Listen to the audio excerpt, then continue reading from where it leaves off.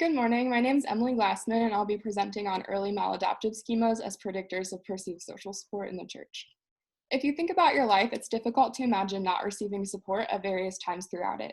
And as healthy individuals, we're able to recognize when support is being given and when it's needed. But sometimes we encounter things in our childhood or adolescence that make it difficult for us to recognize that support, or often the things we've gone through are so severe that people don't know how to give support in a way that's perceived as meaningful.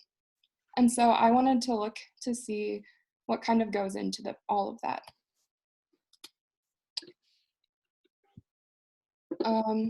Dysfunction in childhood relating to the nuclear family can impact one's personality, and these researchers emphasize the use of the church as a surrogate family to fill that void of what was lacking in adolescence. According to Nooney and Woodrum, belief systems can be impacted by the social aspect of religion. And so, given what's presented in this literature, religious support can be a component present in one's behaviors and beliefs, and perhaps even beliefs about oneself. Speaking of beliefs about oneself, I wanted to talk about early maladaptive schemas. There are frameworks that develop in adolescence that can influence the interpretation of the world and how one perceives themselves relative to the world. They can be positive or negative, but for the purpose of this study, we're focusing on the negative or maladaptive ones, and they're stable. They remain consistent over time. Jeffrey Young, the founder of schema theory, categorized 18 individual early maladaptive schemas, as you see to the right, into 5 different domains. The first domain of disconnection and rejection can be defined as one's environment being rejecting or explosive, so the individual is not feeling like properly cared for. The second, impaired autonomy and performance. The environment that someone was raised in may have been overprotective, and there is an emphasis on dependence. The third is impaired limits. Someone in this environment may have been lacking supervision, so they did not quite develop that sense of responsibility to others. The third is other directedness. In this environment, someone may have felt the need to be neglectful or suppressant of their own needs in order to seek approval. And the fifth is overvigilance and inhibition. This environment was very perfectionistic with an emphasis on duty and performance in a punitive way. The severity level of a schema determines its disruptiveness in daily life. Behavior is not the schema, but schemas can influence behavior. And in schema therapy, there's an emphasis on the client-therapist alliance and treatment with a huge nurture and support component. Connection, support, and healthy relationships are important for one with strong early maladaptive schemas.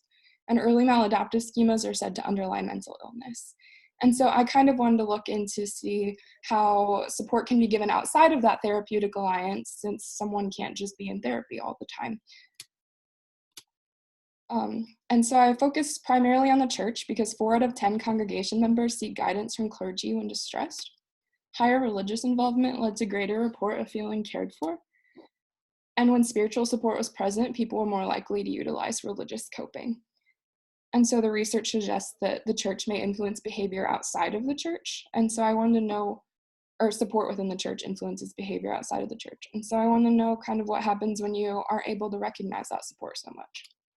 So my first hypothesis was the greater the early maladaptive scores, the lower the perceived social support scores in these 4 schema domains.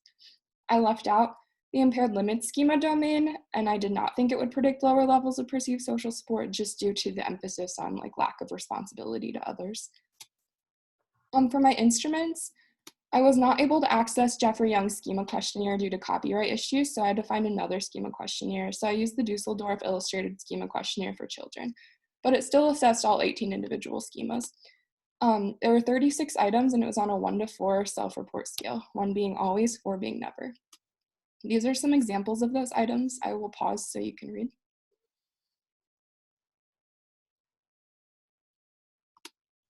I also used the multidimensional scale of perceived social support.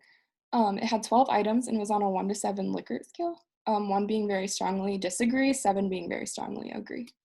And I modified it and substituted the words family and friends for church congregation just to assess specifically support in the church congregation. I recruited 120 participants from 3 different churches surrounding the Midwest area. The churches were predominantly Church of God and Apostolic Pentecostal, but within those churches, there were some that fell into other denominations.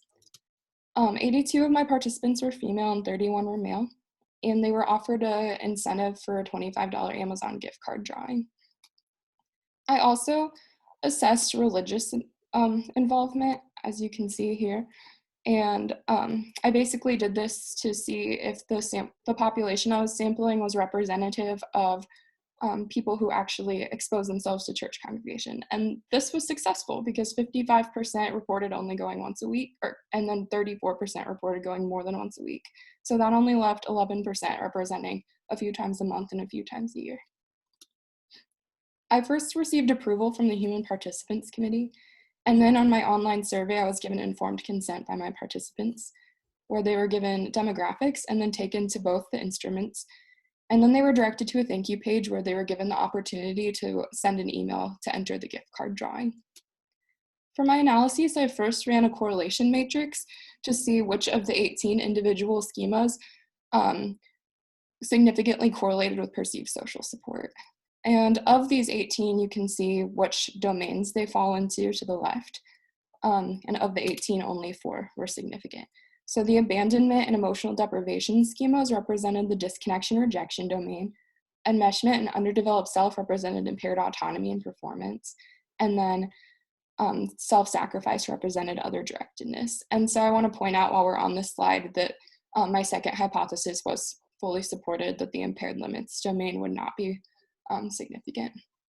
So with these 4 that were significant, I ran a multiple regression to see which were predictors of perceived social support. And of the 4, only emotional deprivation was a significant predictor of perceived social support, explaining 12% of the variance, which partially supported my hypothesis that the higher the maladaptive schema, the lower the perceived social support, and then fully supported my hypothesis and the impaired limit schema domain would not be represented, as I said earlier.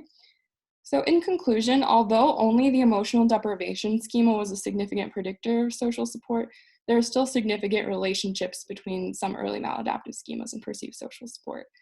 And so if you're wondering why emotional deprivation, I was too. And so I looked further into the definition of it, and it's defined as the belief one's desire for a normal degree of emotional support will not be met by others. And I was like, oh, that's the whole purpose of this study.